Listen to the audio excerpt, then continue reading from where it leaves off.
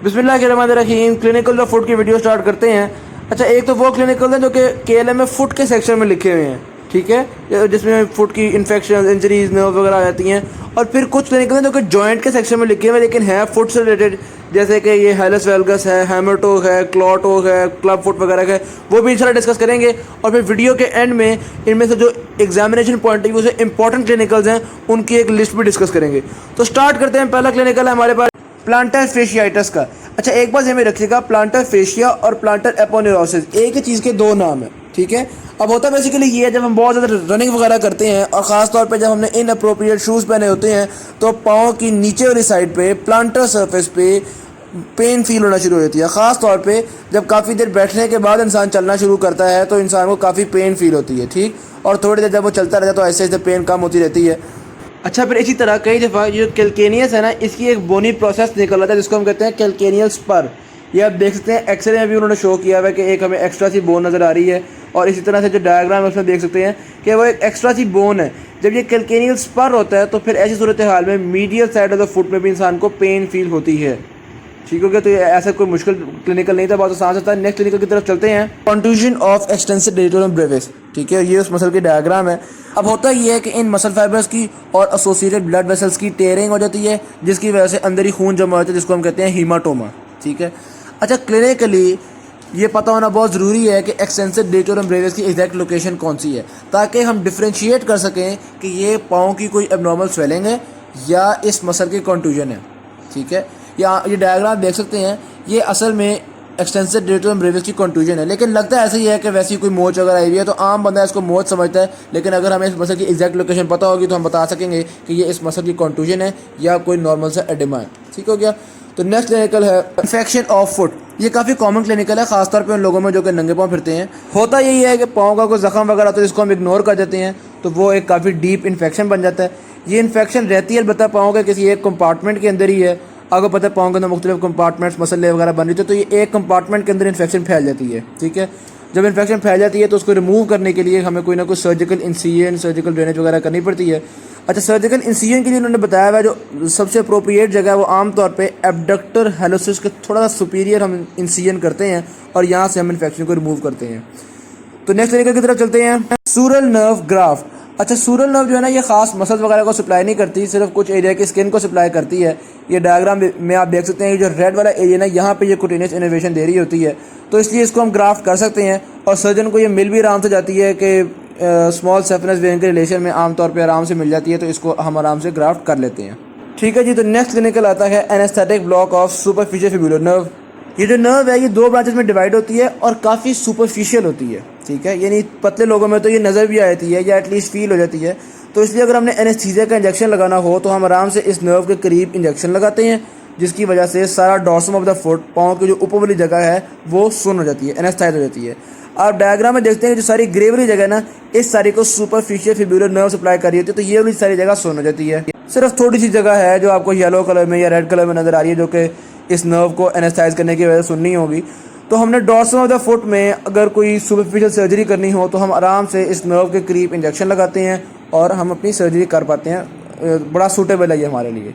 तो ये इस क्लिनिकल में था। सिर्फ नेक्स्ट क्लिनिकल की तरफ चलते हैं, प्लांटर रिफ्लेक्स। इसमें होता ये है कि हम सोल ऑफ फुट की लेटरल साइड पर एक चीज़ फेरते हैं जिसकी वजह से पेन या गुदगुदी नहीं होती, लेकिन नॉर्मल एडल्ट में जो पाँव की उंगलियाँ हैं वो थोड़ी सी खुद ही फ्लैक्स हो जाती हैं, ठीक है। तो ये तो हो गया आपके पास नॉर्मल रिफ्लेक्स। दूसरी सूरत ये होती है कि बंदे का जो अंगूठा है वो एक्सटेंड हो जाए और बाकी उंगलियां जो है वो थोड़ी थोड़ी सी फ्लैक्स हो जाएं।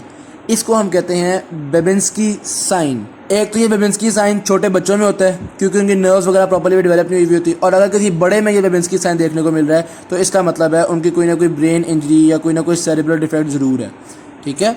अब ये डायग्राम देखें, इसमें सबसे पहले तो देखें कि हमने उस चीज़ को किस डायरेक्शन में फेरना है, ठीक है।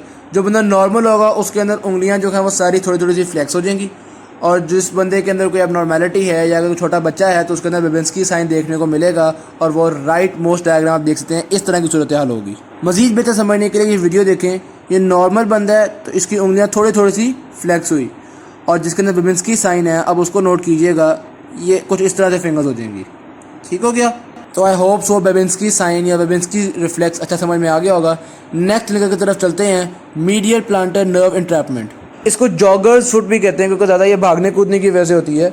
अच्छा, होता ये है कि मीडियल प्लांटर नर्व जब फ्लेक्सर रेटिकुलम के नीचे से गुजर रही होती है या एबडक्टर हेलोसिस के नीचे से गुजर रही होती है तो किसी न किसी जगह पे ये दब जाती है, और इसके दबने की वजह से इंसान को पाँव की मीडियल साइड पे पेन फील होती है या जलन फील होती है, या पाँव उस साइड से सुन्न हो जाता है, या वो जो होता है ना सुइयाँ सी चुभ रही होती हैं, वो कोई इस तरह का इशू आ जाता है।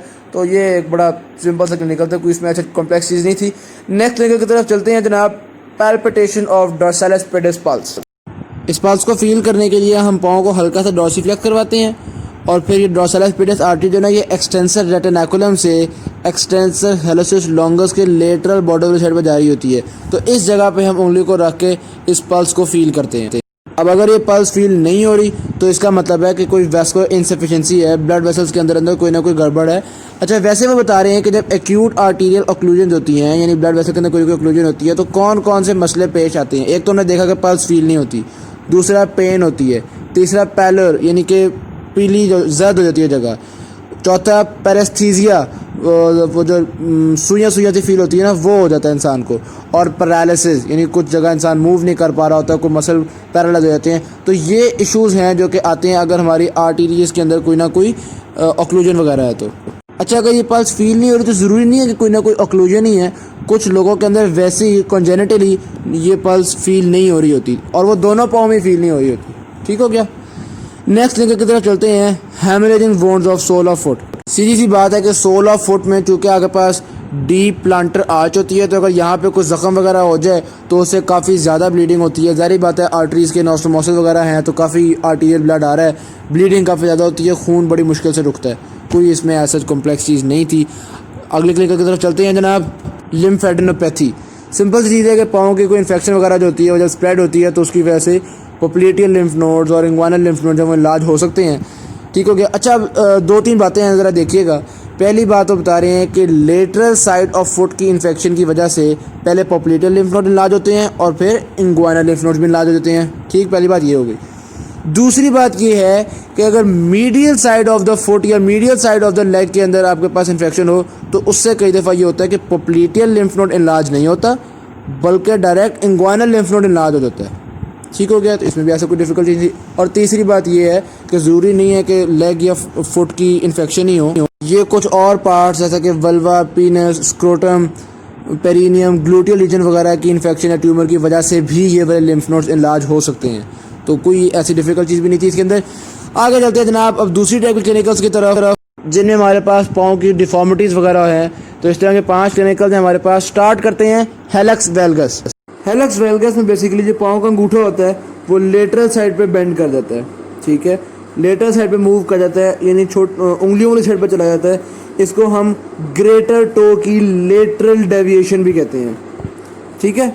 अच्छा, ये डेविएशन कई दफ़ा इतनी ज़्यादा हो जाती है कि अंगूठा जो है वो 7 वाली उंगली के ऊपर आ जाता है, यानी ग्रेटर टो जो है वो सेकेंड टो के ऊपर आ जाती है। और ये डेविएशन है ये एज के साथ साथ आहिस्ता आहिस्ता बढ़ती रहती है। फिर देखते हैं हेलक्स वेल्गस में बनियन का क्या कॉन्सेप्ट है।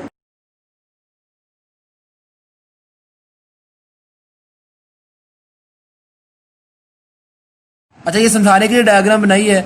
इसमें देखिएगा, कंसिडर कीजिएगा, ये आपके पास 5 मेटाटार्सल्स हैं और ये आगे फिंगर्स हैं या टोज आप कह सकते हैं। अब नॉर्मली तो क्या होता है कि ये मेटाटार्सल आई और ये उससे आगे टो लगी हुई है, लेकिन हेलक्स वेल्गस में आपके पास क्या हुआ कि ये मेटाटार्सल और यूं अंदर की तरफ हो गया आपके पास अंगूठा। ठीक है। तो अगर यहाँ पे मैं आपको मेटाटार्सल ड्रॉ करके दिखाऊं तो ये कुछ इस तरह की सूरत हाल हो जाती है कि मेटाटार्सल बाहर की तरफ चली गई और ग्रेटर टो अंदर की तरफ आ गया। अब ऐसी सिचुएशन में ये वाला पार्ट इस पाँव का बहुत बाहर की तरफ निकला हुआ है। जब ये बंदा बंद जूते पहनेगा, शूज़ पहनेगा, तो इस जगह पे बहुत उसको पेन वगैरह होगी, तो इस जगह पे एक बरसा डेवलप हो जाता है। ठीक है। जब इस बरसा की इन्फ्लेमेशन होती है तो इसको हम नाम देते हैं बनियन। ठीक है, इसको हम नाम क्या देते हैं, बनियन का। ये लेफ्ट डायग्राम में भी आप देख सकते हैं बनियन लेबल हुआ हुआ है। ठीक है जी, ये समझ में आ गई। अच्छा, फिर जाहिर बात है जब मेटाटार्सल जो है वो इतनी बाहर की तरफ चली गई है तो जो सेसमॉइड बोन्स होती हैं वो भी अपनी लोकेशन पे मेटाटार्सल के ऊपर नहीं रहती, उनकी भी थोड़ी सी डिस्प्लेसमेंट हो जाती है। तो राइट वाली डायग्राम में आप देख सकते हैं कि जो सेसमॉइड बोन्स हैं वो भी डिस्प्लेस हो चुकी हुई हैं। फिर हेलक्स वेल्गस में आखिरी चीज़ है कॉर्न्स। ये बेसिकली क्या होता है कि जो फिंगर्स हैं वो ऊपर जब जॉगर पे लगती हैं तो वहाँ पे जगह थोड़ी सी हार्डन हो जाती है, तो उसको हम हार्ड कॉन्स कहते हैं।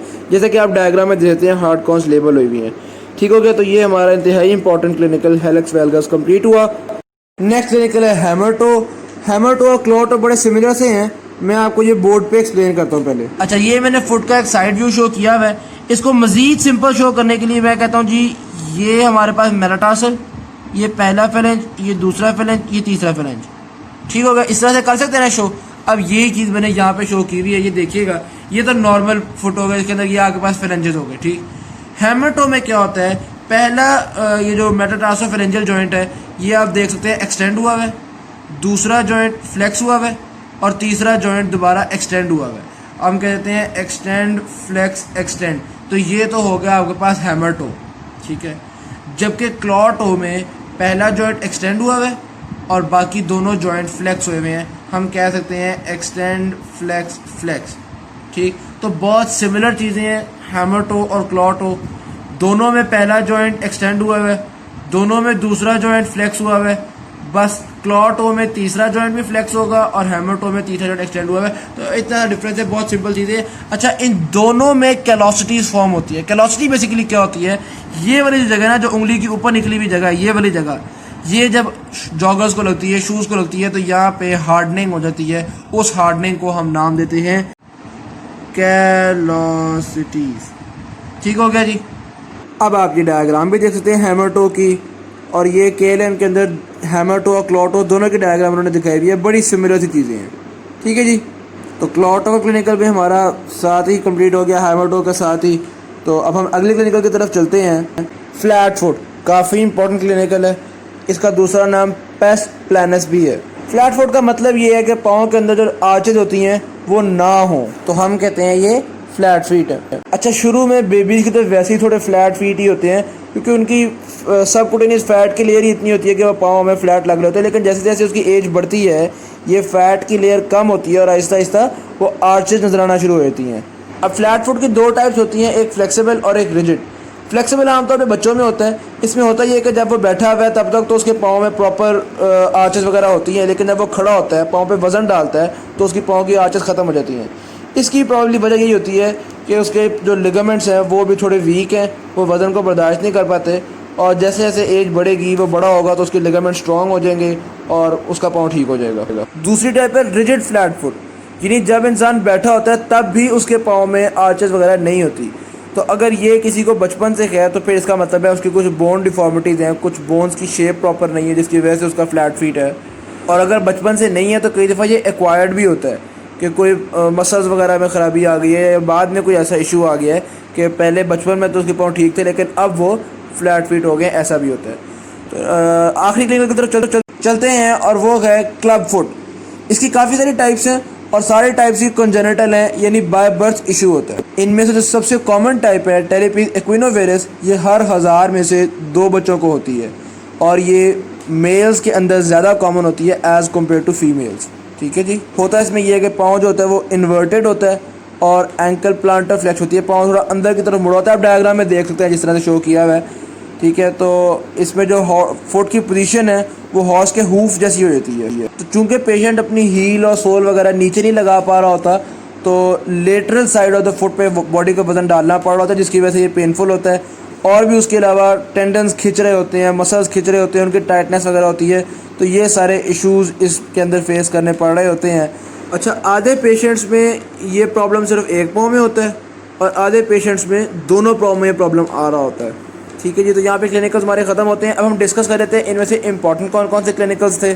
तो जो पहली टाइप ऑफ क्लिनिकल्स थे उनमें से ये 4 इंपॉर्टेंट क्लिनिकल्स थे। प्लांटर फेशियाइटिस जो सबसे पहले डिस्कस किया था, सूरल नर्व ग्राफ्ट वैसे ही ज़्यादातर इंपॉर्टेंट होते हैं। ठीक है, फिर प्लांटर रिफ्लेक्स, इसमें ख़ास तौर पे जो बेबिंस्की साइन है ये बहुत इंपॉर्टेंट है, इसलिए इसमें मैंने टाइम भी लगाया था, वीडियो भी दिखाई थी। बेबिंस्की साइन बहुत इंपॉर्टेंट है। और जॉगर्स फुट, जो मीडियल प्लांटर नर्व की इंट्रैपमेंट थी ना, जो भागने दौड़ने की वजह होती है, जॉगर्स फुट, ये 4 तो यहाँ से इंपॉर्टेंट। फिर जो दूसरी डिफॉर्मिटीज़ हैं उनमें से भी देखिएगा। अच्छा, ये डिफॉर्मिटीज़ वाले सारे एक आधी दफ़ा रीड ज़रूर कर लेना, वो जो क्लॉट और हैमर-टो तो वो भी एक बार देख लेना।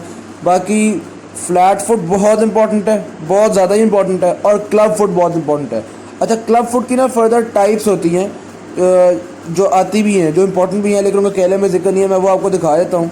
इन टाइप्स में टेलिपिस वेरस और टेलिपिस वैल्गस ये ज़्यादा इंपॉर्टेंट हैं। तो टेलिपिस वेरस में आप देख सकते हैं इन्वर्टेड फुट है, और टेलिपिस वैल्गस में इवर्टेड फुट है, ठीक है, middle side of the foot पे वजन आ रहा है। और बाकी दो और टाइप्स भी हैं, टेलिपिस इक्विनस और कैलकेनियस। टेलिपिस इक्विनस में आपके पास प्लांटर फ्लेक्स एंकल है, और कैलकेनियस में डॉर्सी फ्लेक्स एंकल है। जो हमने डिस्कस किया था क्लिनिकल था वो था टेलिपिस इक्विनोवेरस, ठीक है। तो ये हमने डिस्कस किया था कि सबसे कॉमन होता है। तो यहाँ पे वीडियो खत्म होती है। Thank you very much. Video अच्छी लगी शेयर जरूर कीजिएगा, चैनल को सब्सक्राइब कीजिएगा। अल्लाह हाफिज़।